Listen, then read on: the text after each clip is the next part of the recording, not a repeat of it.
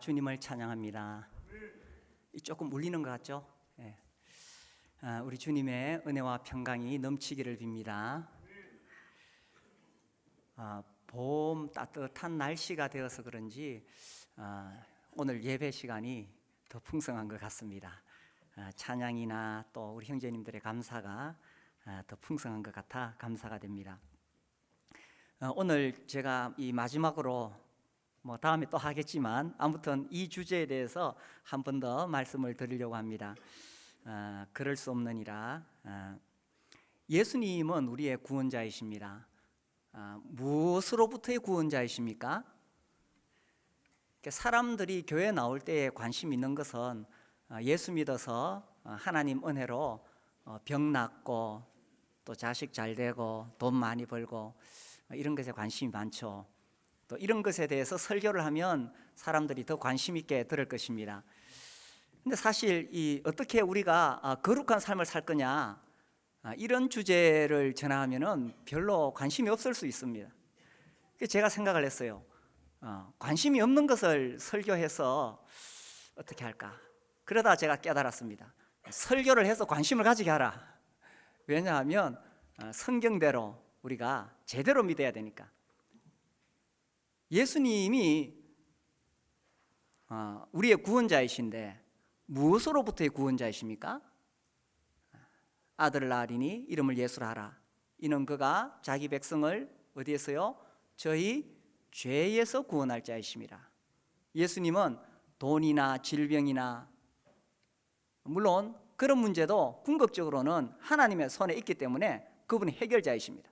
그러나 근본적으로 예수님이 이 세상에 오신 목적은 죄로부터의 구원입니다. 그래서 우리가 예수님을 믿는다는 것은 이 죄 문제를 해결한다는 거죠. 오늘 그동안에 우리가 교제했던 내용 정리하면서 이 로마서 6장, 7장, 8장 또 핵심적인 것 짚어보려고 합니다. 이 5장까지의 이야기는 어떻게 우리가 하나님 앞에 죄를 용서받을 수 있는가에 대한 말씀입니다. 이 로마서에서 이 복음에 대해서 아주 논리적으로 설명하고 있는데 우리 인간이 얼마나 죄인이냐를 먼저 이야기하고 있죠. 그래서 이것을 전적 타락이다 이렇게 표현합니다. 머리 끝에서 발끝까지 완전히 죄인, 전적 타락이다. 인간 스스로의 힘으로는 절대로 구원을 받을 수 없다. 의인은 없나니 하나도 없으며 이렇게 되어 있습니다. 모든 사람이 죄를 범하였으며 성경에 이렇게 로마서에 이렇게 기록되어 있습니다. 선을 행하는 자는 없다 이렇게 되어 있습니다. 아니 우리가 생각할 때 우리 주위에 예수 안 믿어도 선을 행하는 사람이 있잖아요. 그런데 성경에는 없다고 하신 거예요. 그게 무슨 말씀이냐 하면 우리 인간의 도덕 기준으로는 선을 행할 수가 있겠지만 하나님 앞에 구원받을 수 있는 그런 선을 행할 사람은 아무도 없다는 것입니다. 그래서 인간의 힘으로는 어떤 공로나 어떤 노력으로도 구원을 받을 수가 없다는 거죠. 그래서 어떻게 우리가 구원을 받았느냐? 전적으로 하나님의 은혜로 예수님의 십자가 공로로 우리가 구원을 받는 것입니다. 이 참 놀라운 것이죠. 하나님께서 우리를 사랑하셔서 그 아들을 보내셨고 예수께서 십자가에 죽으시고 부활하심으로 우리의 죄를 갚아주시고 성령께서 이것을 우리에게 깨닫게 하심으로 우리가 구원을 받았습니다. 이 놀라운 진리는 아무리 설명을 잘해도 구원을 못 받는 사람은 못 받아요. 그런데 제대로 한글을 제대로 못 읽고 그냥 세상에 살면서 그렇게 살아와도 하나님의 성령이 이 사실을 깨닫게 하실 때 구원을 받는 거예요. 그래서 내가 죄 용서받아서 구원받았다는 것은 이것은 말할 수 없이 놀라운 것입니다. 이것만으로도 우리가 정말 매주 하나님 앞에 나와 예배 드릴 수밖에 없는 것입니다. 그래서 나의 어떤 노력이나 나의 어떤 공로는 조금도 더해지지 않았습니다. 전적으로 하나님의 은혜지요. 전적 타락이란 말은 내가 뭘 할 수 있는 것이 아무것도 없다는 것입니다. 나사로가 죽은 지 나흘이나 되었을 때 썩어서 냄새가 났습니다. 예수님이 그 나사로를 살리셨어요. 그때 이 나사로가 자기가 살아나기 위해서 뭐 할 수 있는 게 있습니까? 죽었는데 자기가 뭐 할 수 있는 게 있습니까? 아무것도 없습니다. 전적인 예수님의 은혜로 살아난 거예요. 똑같아요. 이 아담의 자손으로 태어난 우리 인간은 내가 구원받기 위해서 뭐 할 수 있는 게 아무것도 없어요. 전적으로 하나님의 은혜로 구원을 받으신 거예요. 그러니까 하나님의 은혜가 얼마나 놀라운지 이렇게 악하고 교만하고 더러운 나 같은 죄인을 그 죄를 묻지 않으시고 하나님께서 은혜로 구원해 주셨다는 거예요. 이게 5장까지 이야기입니다. 그런데 여기까지 딱 들은 사람들이 질문을 합니다. 하나님의 은혜가 그렇게 크다면은 하나님 은혜가 그렇게 크다면은 그러면 우리가 그 은혜를 계속 더 받으려면 계속 죄를 가운데 살아야 되지 않느냐. 이게 로마서 6장 1절 질문이에요. 그런즉 우리가 무슨 말을 하리요? 은혜를 더하게 하리고 죄에 거하겠느냐? 그러니까 하나님 은혜로 우리가 구원받으니까 내 노력이나 공로가 아니니까 계속 죄에 거해도 되느냐? 대답이 뭡니까? 2절에 그럴 수 없느니라. 많은 사람들이 은혜를 오해해가지고 구원을 받은 사람이나 안 받은 사람이나 삶의 변화가 없어요. 똑같이 죄 짓고 살아가요. 그러니까 예수 안 믿는 사람들이 기독교인들 봤을 때에 뭐 별로 다른 게 없다는 거예요. 오늘날 이 복음의 은혜를 제대로 깨닫지 못해서 세상에서 마음대로 살다가 주일날 교회 와서 기도하면 용서받는다. 정말 이 성경의 원리를 깨닫지 못한 거죠. 그럴 수 없는 일합니다. 15절 말씀해 보면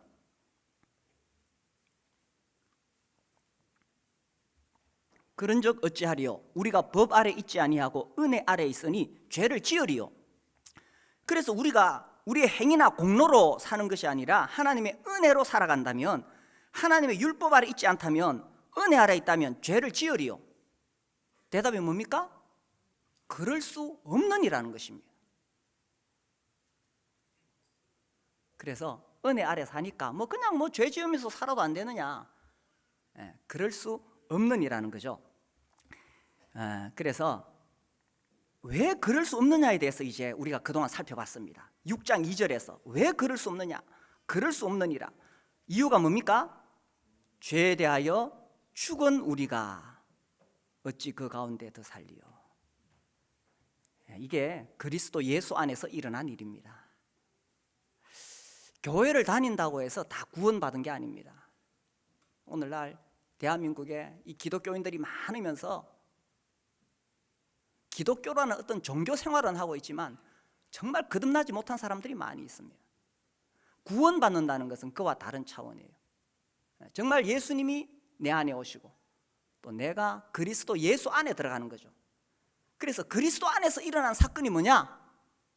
예수님이 십자가에 못 박혀 죽으셨을 때 나도 죽었다는 거예요. 그 말씀이 6장에서 계속 반복해서 나오는 거예요. 죄에 대하여 죽었다. 그 이제 4절에 이 세례, 3절과 4절의 세례에 대해서 이야기하고 있습니다. 엄밀하게는 침례죠. 침례가 뭐냐? 장례식이다. 그리스도 예수 안에서 내가 못 박혀 죽었기 때문에 죽은 사람 어찌해야 됩니까? 죽은 사람 집에 가만히 놔두면 안 되죠. 어떻게 합니까? 장례를 치르는 거예요. 그래서 물에다가 집어넣는 거예요.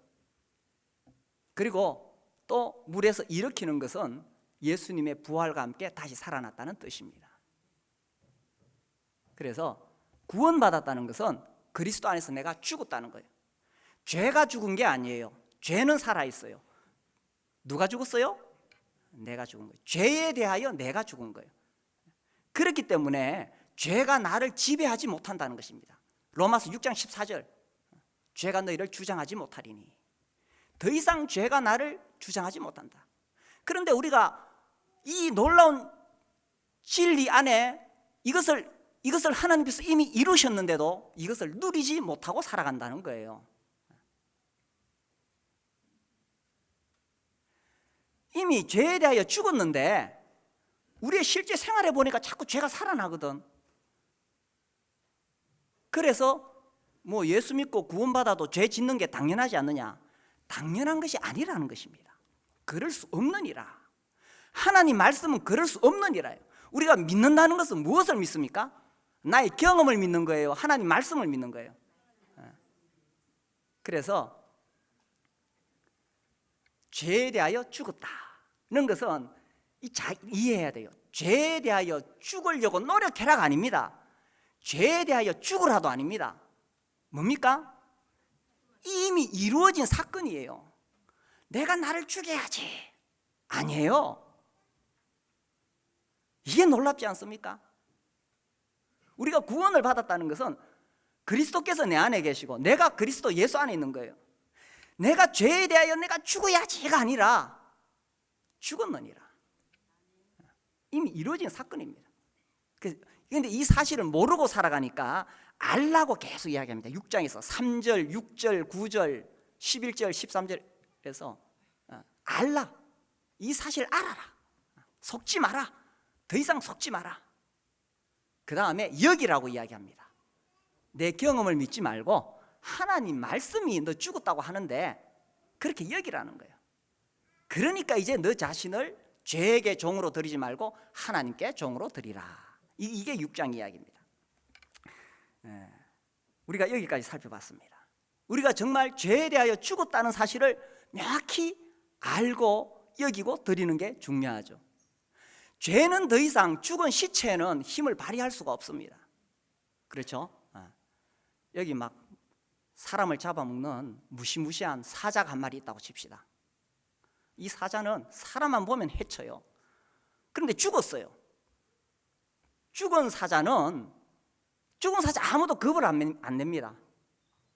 우리가 가서 그 사자를 발로 차고 침으로 뱉어도 그 사자는 죽었다면 더 이상 힘을 못 쓰는 거예요. 죄가 아무리 나를 공격하려고 해도 이미 나는 죽었다는 거예요. 죄에 대하여.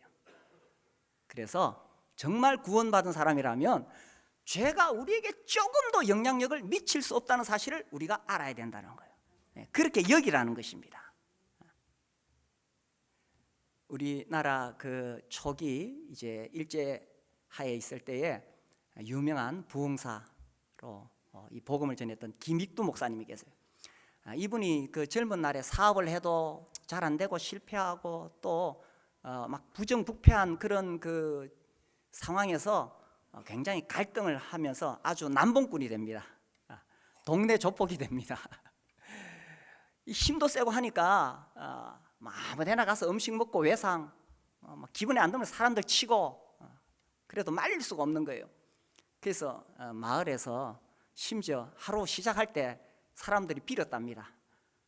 제발 오늘 이둔지 악둔지 그 호랑이 안 만나게 해주세요. 그렇게 빌었답니다. 이 사람이 이제 그 여선교사를 만나죠. 전도지를 받았어요. 전도지 받자마자 코를 풀어서 버렸습니다. 그 선교사님이 하시는 이야기가 전도지 받아서 코 풀면 코가 썩어요. 밤에 집에 가서 잠을 자는데 이게 계속 생각이 나는 거예요. 그래서 돌아와서 회개하고 예수님 믿었습니다. 그래서 그렇게 술 마시기 좋아하고 싸움질하고 그런 사람이 예수님을 믿었어요. 어느 날 친구가 와가지고 자 우리 놀러 가서 뭐 술이나 한잔 하고 그러세. 그런데 이 사람이 꼼짝도 안 하는 거예요. 나 이제 예수 믿어서 그렇게 못한다. 그러니까 이 친구가 화가 나가지고 막 이렇게 욕을 했어요. 막 정말 화가 나게 만들었어요. 그러니까 이 김익두 목사가 쳐다보면서 하는 말이 만약에 김익두가 살아있으면 자네 지금 죽었네. 지금 김익두가 죽었기 때문에 자네가 지금 살아있는 거야. 죽은 사람에게는 아무리 욕을 하고 자존심 건드리고 어떻게 해도 죽은 사람은 안 움직인 거예요. 우리가 죄에 대하여 죽게 만들었다. 이것이 십자가에서 일어난 사건이라는 거예요. 그래서 5장까지는 예수님의 보혈로 우리의 모든 죄가 다 씻어졌다는 이 놀라운 진리를 말씀하셨어요. 그래서 우리가 그 말씀 믿음으로 구원을 받는 거예요. 그런데 6장에 가니까 더 놀라운 진리가 있어요. 5장까지는 죄의 형벌로부터의 구원입니다. 더 이상 우리는 죄의 형벌을 받을 이유가 없어요. 6장은 죄의 권세로부터의 구원입니다. 더 이상 죄가 우리에게 권세를 발휘할 힘이 없다는 것입니다. 이것이 십자가에서 일어난 일이에요. 내가 그리스도 예수 안에 있기 때문에 누릴 수 있는 놀라운 진리라는 것입니다. 이제 7장 들어가려고 그래요. 이 로마서 6장 벌써 끝내고 7장 들어갑니다. 7장 이야기는 뭐냐면, 이제 내가 예수님 믿고 구원을 받았는데 이제 내가 좀 하나님을 위해 살아봐야지, 하나님의 율법을 내가 지켜봐야지. 그래서 참 이 좋은 의도로 그렇게 시작을 했습니다. 그런데 내가 이제 하나님의 율법을 지키고 이제 내가 하나님을 위해 선을 행하고 그렇게 살려고 했는데 어떤 결과가 일어나느냐? 9절을 보세요. 7장 9절입니다.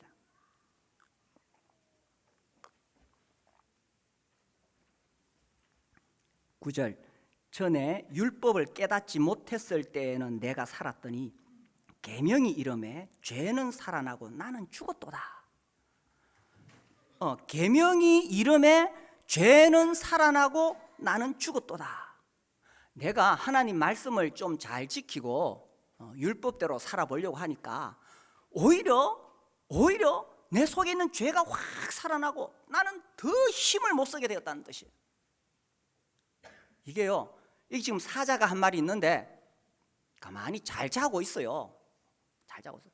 근데 내가 이제 그 앞에 가서 내가 이제 좀 바르게 살려고 애를 써보니까 갑자기 잠자던 사자가 벌떡 일어나서 나를 향해 덤벼들고 발톱으로 핥히고 물어뜯고 나를 만신창이로 만드는 거예요.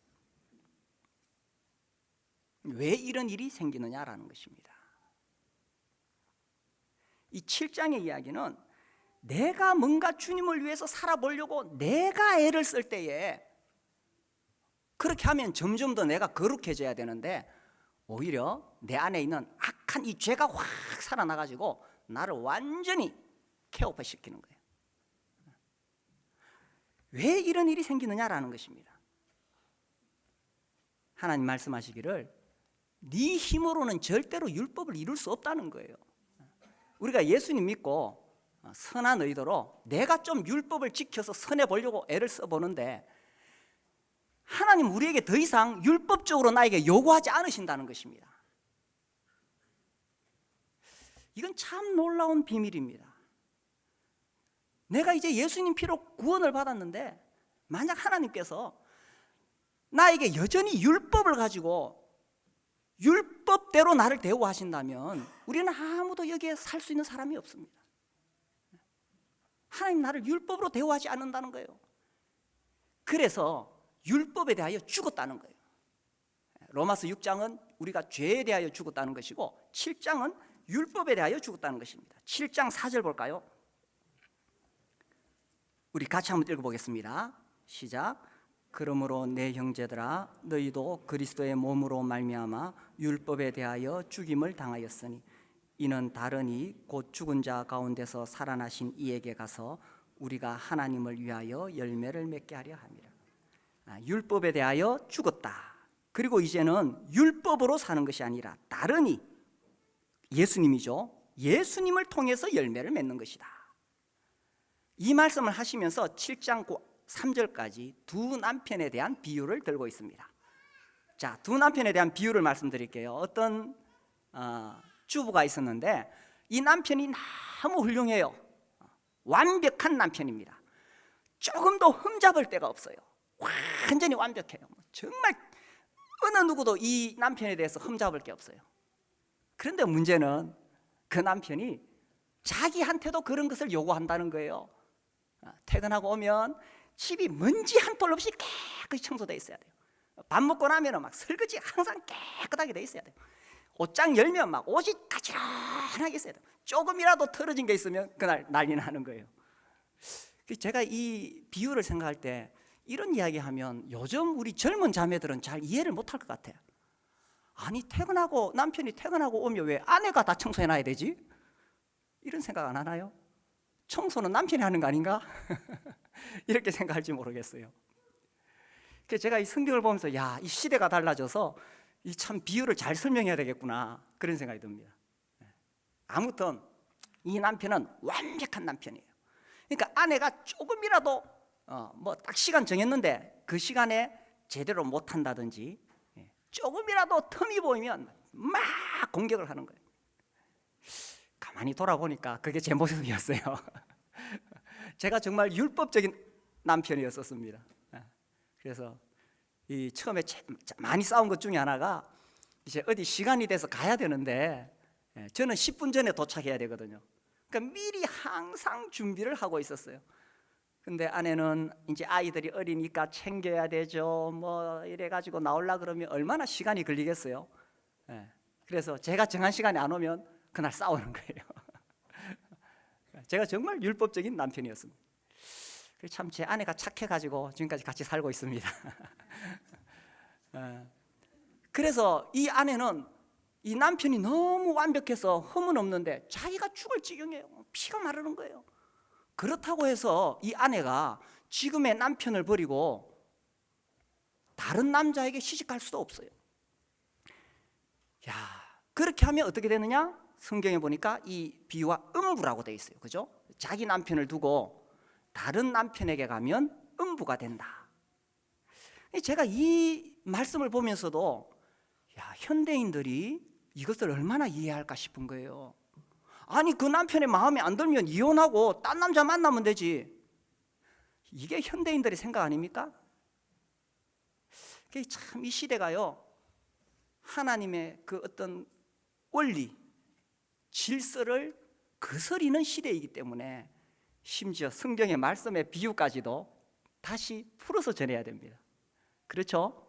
남편이 아무리 잘못된 남편이라 하더라도 심지어 그 남편을 버리고 두고 딴 남자에게 가는 것은 그것은 죄지요.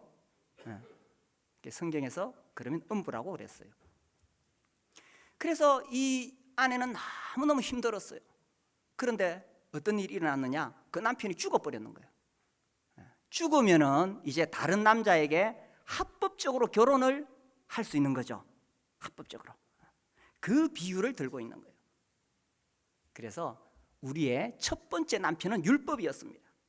만약에 율법이 우리를 계속 지켜보고 있다면 우린 정말 피가 말라요. 자, 오늘 아침 출근하기 전에 2시간 전에 일어나서 1시간 성경 읽고 1시간 기도했니? 율법이 이렇게 묻는 겁니다. 오늘 네가 버스 타고 가다가 그 옆에 앉은 사람 너 전도지 주고 전도했니? 율법이 그렇게 묻는 거예요. 그렇다면 우리는 정말 아무도 이 구원받은 은혜를 누릴 수가 없을 것입니다. 그런데 이 율법이 죽은 것이 아니고 그리스도 안에서 내가 죽었다는 것입니다. 내가 죽고 그리스도 안에서 부활했는 거예요. 이 두 남편의 비유예요. 얼마나 놀라운 일인지 모릅니다. 만약에 구원받은 후에도 하나님께서 우리를 계속 율법으로 우리를 다루신다면 우리는 정말 살 수가 없습니다. 그래서 이제 우리가 이제 열심히 있어가지고 이제 그 율법대로 한번 살아봐야지 하고 애를 쓰면 쓸수록 어떤 현상이 생기느냐 하면 오히려 내 안에 있는 죄가 더 강하게 일어나게 된다는 거예요. 그래서 율법 아래서 우리가 무엇을 깨닫게 되느냐? 이 7장 18절 말씀을 보겠습니다. 7장 18절. 자, 같이 한번 읽어봅시다. 시작. 내 속 곧 내 육신에 선한 것이 거하지 아니하는 줄을 아노니 원함은 내게 있으나 선을 행하는 것은 없노라. 내가 정말 율법대로 바르게 완벽하게 하나님 앞에 살고 싶은데 그런데 내 육신에 선한 것이 있어요, 없어요? 없다는 거예요. 우리가 5장까지 로마서 5장까지 예수님의 보혈로 죄를 용서받고 구원을 받았다고 하지만 그러나 내 육신이 변화되는 것은 아니라는 거예요. 내 육신을 내가 이제 율법에 맞춰 아무리 훈련을 시키고 율법에 맞춰서 나를 막 이렇게 해가도 그러나 내 육신이 개선되는 것이 아니라는 거예요. 그리고 이 육신으로는 선을 이룰 수가 없어요. 이 18절 말씀처럼 내 속 곧 내 육신에 선한 것이 없어요. 그런데 내가 억지로 열심을 짜내서 인간적인 열심을 이루면 인간적인 열심을 이루면 이룰수록 오히려 그것은 인간적인 것이 된다는 거예요. 육에서 난 것은 육일 뿐입니다. 우리가요, 어떤 면에서 하나님 앞에 인간적으로 내가 중심이 돼서 내 열심으로 일하는 것은요, 이 독이 될 수 있어요. 교회에도 독이 될 수 있어요. 우리가 모여서 회의를 하거나 교회에서 어떤 일을 할 때에 다 교회 사랑하잖아요. 그래서 자기 이야기를 하고 주장을 하는데 그것이 인간적인 열심에서 나온 것은 독이 될 수 있는 거예요. 바울이 고린도 교회 편지를 쓸 때에 그 고린도 교회는 모든 지식에, 모든 언변에, 모든 은사에 뛰어났어요. 정말 그 고린도 교회는 정말 이 하는 일이 정말 이렇게 막 사역이 풍성했고 넘쳤어요. 그런데 바울은 지적하기를 너희가 육신에 속한 자로다 이렇게 말합니다. 왜 그러냐? 그들이 그렇게 교회에서 열심히 봉사하고 섬기고 이렇게 했지만 그 인간적인 열심에서 나온 것이, 그러면 육신에 속한 거라는 거예요. 그래서요, 이 우리 육신 안에는 선한 것이 없다는 것입니다. 그리고 이 육신을 아무리 훈련시키고 해도 이 육신이 변화되는 것은 아니에요. 그래서 너무너무 괴로워가지고 24절에 이런 호소를 하게 되는 겁니다. 24절, 오호라 나는 곤고한 사람이로다. 이 사망의 몸에서 누가 나를 건져내랴. 나는 정말 하나님 말씀대로 살고 싶고 나는 정말 주님의 헌신하고 싶은데, 그런데 내 안에 이 죄악이 계속 더 일어나는 거예요. 왜 이런 일이 생기냐는 것입니다. 내가 하려고 하니까. 제가 몇 번 말씀을 드렸지만 아무튼 저도 이렇게 한번 살아보고 싶었었습니다. 고등학교 1학년 때 구원을 받고 특히 이제 대구에 나와서 대학생활 하면서 정말 하나님 말씀이 너무 좋았어요. 그래서 하나님 말씀을 읽고 또 전도해야 되죠. 그래서 전도하고 정말 주님 앞에서 내가 힘을 다해서 그렇게 살고 싶었어요. 그래서 정말 아침마다 정해놓고 날 말씀 읽고 기도하고, 그건 기본이죠. 그리고 그때는 학생이었으니까 버스 타고 가면 항상 전도지를 들고 다니면서 제가 거의 그냥 내린 일이 없습니다. 옆에 한 사람에게 꼭 전도하고 예수님 믿으라 그러고, 공휴일 날 놀지 않았어요. 그때 두리공원 벤치에 나가가지고 거기 전도하고, 또 제가 직장생활 할 때도 또 그 옆에 공원에 나가서 또 전도하고. 예수 믿는 사람 전도하는 거 기본이잖아요. 그리고 정말 힘을 다해서 하나님 앞에서 범죄하지 않고 거룩하게 살라고 그때 읽었던 데이빗 브레인드의 생애와 일기, 이 인디안 선교사로 헌신했던 분이죠. 그분도 정말 성결하게 살았던 분이에요. 그래서 그렇게 살려고 발버둥치고, 그런데 그렇게 점점 더 살아가면 내가 점점 더 거룩해질 줄 알았는데 오히려 더 점점 더 악한 내 모습을 보게 된 거예요. 그래서 너무 괴로웠습니다. 주님, 내가 이렇게 기도와 말씀으로 살아가고 내가 이렇게 전도하고 교회에서도 내가 할 수 있는 대로 봉사하고 이렇게 했는데 주님, 왜 내 안에 계속 이 악한 것이 올라오지요? 그래서 어느 날 주일날인데, 주일은 당연히 아침 일찍 가서, 우리 그때 청소년부가 주일 예배 전에 일찍 시작했어요. 일찍 가서 청소년부하고 또 예배 드리고, 주일날은 바빠요. 밤늦게까지 계속 이제 교회에서 섬기죠. 근데 주일날 아침에 교회에 갈 수 있는 용기가 안 나는 거예요. 내가 지레 악한 사람이 내가 교회에 가서 뭘 한단 말이냐. 그래서 방바닥에 들어 누웠습니다. 그러면서 아무래도 나는 구원을 안 받은 것 같아요.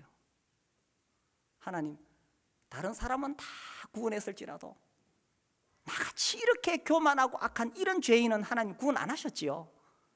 나만 쏙 빼놓고 다른 사람들 구원하셨지요. 너무 괴로웠어요. 그래서 도저히 교회 갈 용기도 못 내고 막 완전히, 오라 나는 공고한 사람이로다. 누가 이 사망의 몸에서 나를 건져내랴. 그렇게 완전히 힘이 빠져 있는데 그때 예수님의 십자가가 스쳐 보였어요. 뭐 환상을 본 게 아니라 제 마음속에 떠올랐습니다. 예수님의 십자가 떠올란 거예요. 왜 예수님이 십자가에 죽으셨니? 왜 그토록 고통받으면서 못 박혀 죽으셨니? 네가 그렇게 악한 죄인이니까 십자가에 못 박혀 죽으셨잖아.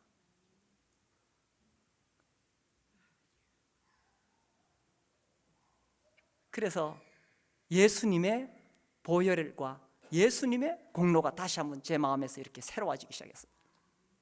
그래, 내가 내 힘으로 하려고 했구나. 주님을 향한 선한 열심은 선했을지 모르지만 내가 하려고 했구나. 24절에 이 말씀이 누가 나를 건져내랴. 이 말씀은 내 힘으로는 못 나온다는 거예요. 제3자가 나를 건져내야 된다는 거예요. 누가 나를 건져내랴. 늪에 빠진 사람이 자기가 거기서 나오려고 발부둥 치면 발부둥 칠수록 더 깊이 빠지는 거예요. 누가 나를 건져, 누군가 제3자가 건져내야 되는 거예요. 그 제3자가 누구냐? 25절인 거예요. 우리 주 예수 그리스도로 말미암아 하나님께 감사하리로다. 나를 건져내실 수 있는 분은 하나님밖에 없다는 것입니다. 그래서 깨닫게 되었습니다. 아, 구원을 받아도 내 옛 본성은 여전히 살아있는 것이구나. 그래서 그런즉 내 자신이 마음으로는 하나님의 법을, 육신으로는 죄의 법을 섬기노라. 그러니까 육신은 여전히 살아있는데 이 육신을 내가 훈련을 시키고 변화를 시키고 개선을 하려고 하니까 여기서 힘이 다 빠지는 거예요. 육신은 여전히 놔둬야 됩니다. 그래서 예수님이 십자가에 못 박히실 때 우리의 옛사람이 함께 못 박히는 거예요. 육신 가지고 싸우지 말라는 거예요. 누가 나를 건져내느냐?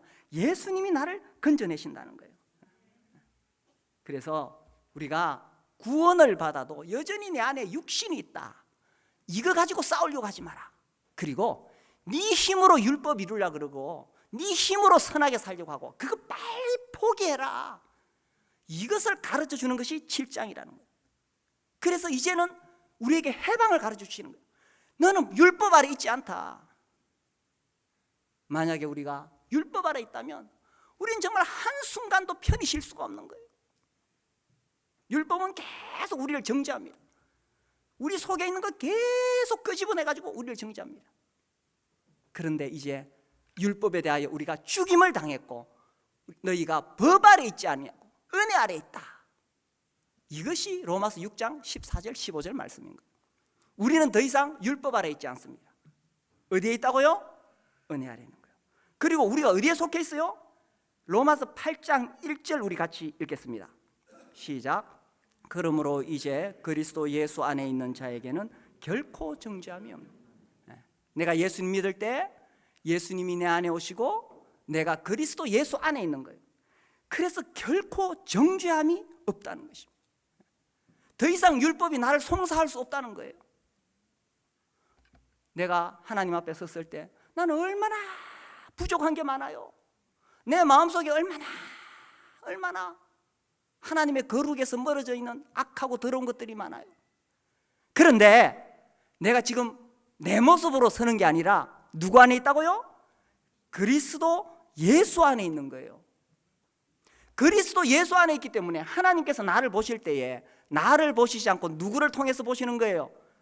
그리스도 예수 안에 있기 때문에 그리스도 예수를 통해 보시는데 하나님께서 그리스도 예수님을 보실 때 예수님은 완전한 하나님이신 거예요. 그래서 그리스도 안에 있을 때 나의 모든 허물이 다 감추어지고 하나님께서 그리스도를 통해서 나를 받으신다는 거예요.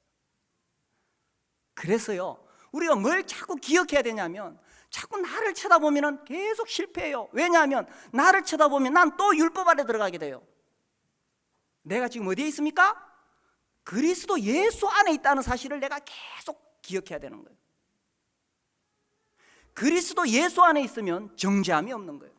그리스도 예수 안에 있는 나를 발견할 때에 내가 은혜 아래서 살 수가 있는 거예요. 거기서 용기를 얻을 수가 있는 거예요.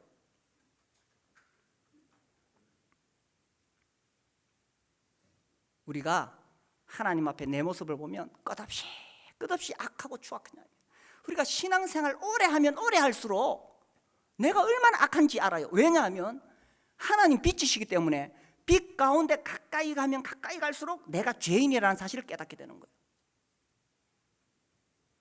이게 참 이 두 가지 상반된 원리가 함께 있는데, 그래서 루트는 말하기를 그리스도인은 의인인 동시에 죄인이다.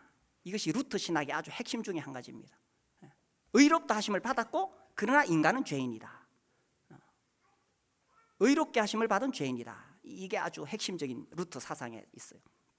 그래서 우리가 빛이신 하나님께 가면 갈수록 죄인인 걸 깨달아요. 처음에 내가 예수 믿을 때는 하도 내보고 죄인이라 하니까, 그래 내가 남 미워했지, 어이구 살인이라 그러네.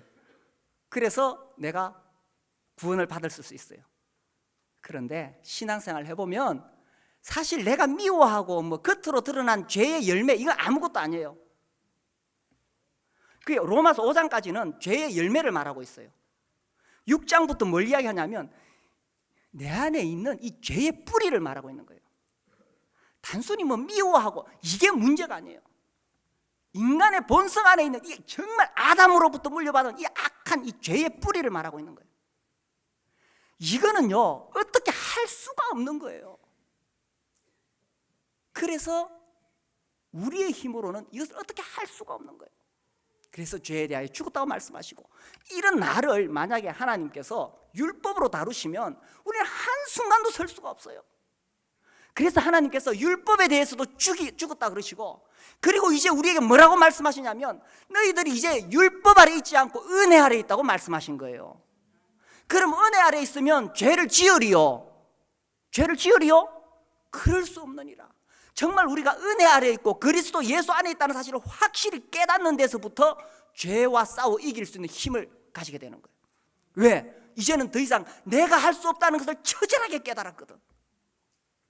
로마서 7장 24절에서 내 힘으로 할 수 없다는 것을 처절하게 깨달았기 때문에 이제는 나를 도우실 분을 찾는 거예요. 그분이 누굽니까? 그리스도.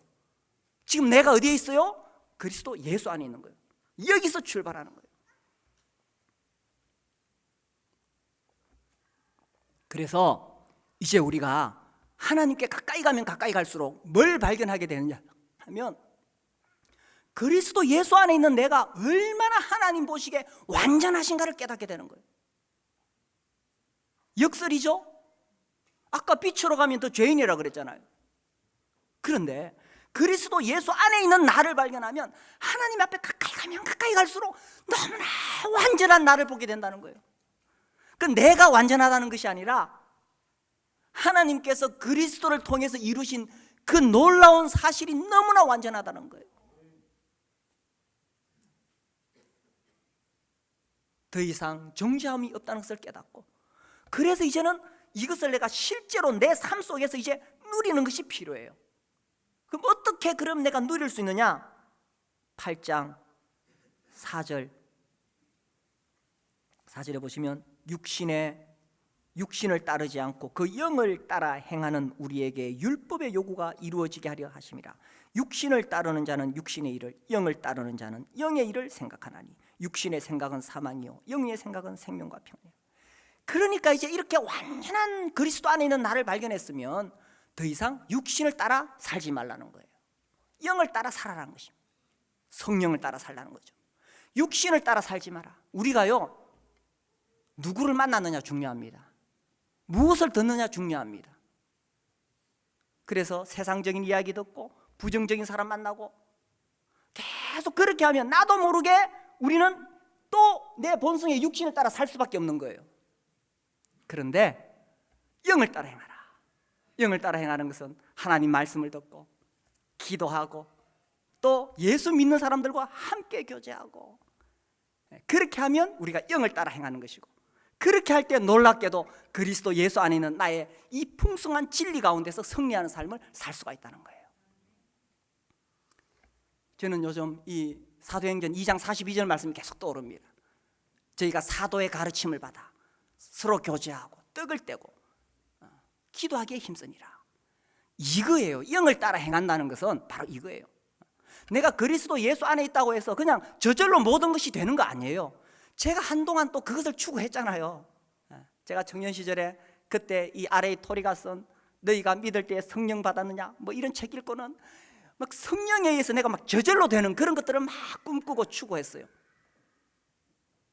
나중에 R.A. 토레이가 죽을 때 그랬어요. 내가 좀 잘못 깨달았다 그랬어요. 그래서 막 성령의 세례를 받아서 막 갑자기 사람이 막 이상하게 돼가지고 저절로 죄 안 짓고 그런 거 없습니다. 저도 오랫동안 고민하고 수많은 책을 읽고 연구를 해봤는데 그런 거 없어요. 그런 것이 아니라 영을 따라 행한다는 것은 이제 내가 그리스도 안에 있는 완전한 내 모습을 이제 발견하고 그 다음에 구체적으로 사도의 가르침을 받아 하나님 말씀을 읽고 배우고 묵상하고 순종하고 서로 교제하고, 이 교제하는 게 너무 중요해요. 내가 아무리 영적으로 훌륭해도 혼자 있으면 넘어져요. 교제하고 성도들이 함께 교제하는 건 너무 중요해요. 내 혼자 신앙생활을 하는 거 아니에요. 그래서 서로 교제하고 떡을 떼는 거 이거 너무 중요해요. 오늘날 현대교회가 이거 잃어버렸죠? 종교개혁 때 이 매주 해야 된다고 주장했는데, 칼빈은 그렇게 주장했는데 이 시의회하고 이게 안 맞아가지고 그냥 이게 그때 그만 탈락했어요. 매주 떼는 것이 정상적입니다.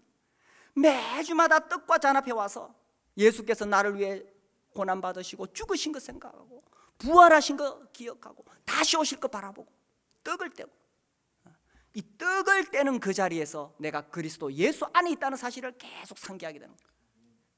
그리고 기도하는 거죠. 기도하고 그렇게 하는 거예요. 뭐 성화가 갑자기 막 성령 세례를 받고 사람이 막 제2의 축복이라고 하죠. 막 이상한 거 받아서 변화되고 그런 거 아니에요. 그리스도 안에 있는 나의 분명한 위치를 발견하고 그 다음에 내가 실제로 이제 성령께서 역사하시는 그런 자리에 거하며 살아가는 것입니다. 그래서 하나님께서 나에게 하신 것을 내가 경험하는 거죠. 우리 골로새서 1장 29절 보겠습니다. 골로새서 1장 29절.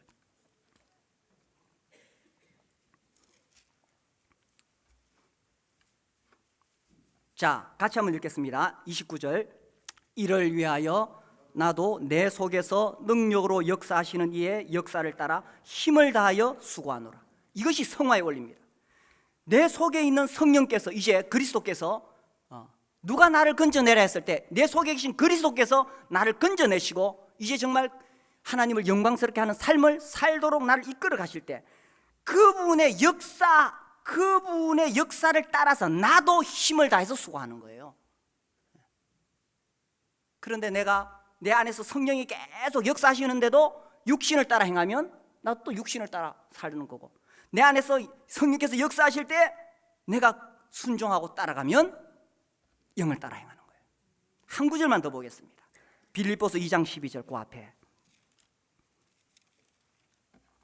빌립보서 2장 12절 13절 우리 같이 한번 읽겠습니다. 12, 13 시작. 그러므로 나의 사랑하는 자들아, 너희가 나 있을 때뿐 아니라 더욱 지금 나 없을 때에도 항상 복종하여 두렵고 떨림으로 너희 구원을 이루라. 너희 안에서 행하시는 이는 하나님이시니 자기의 기쁘신 뜻을 위하여 너희에게 소원을 두고 행하게 하시나니. 그러니까 누가 주체가 되고 있습니까? 내가 아니죠. 내 안에 계신 하나님께서 주체가 되어서 이끌어가고 계십니다. 그래서 내가 그 하나님이 내 안에서 역사하시고 나에게 소원을 두실 때 나도 힘을 다해서 수고하는 거예요. 그렇게 해서 거룩한 삶을 이루어가는 것입니다.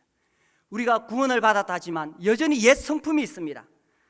그래서 우리가 옛 성품에게 책임을 돌리면서 우리 죄를 변명해서는 안 된다는 거예요.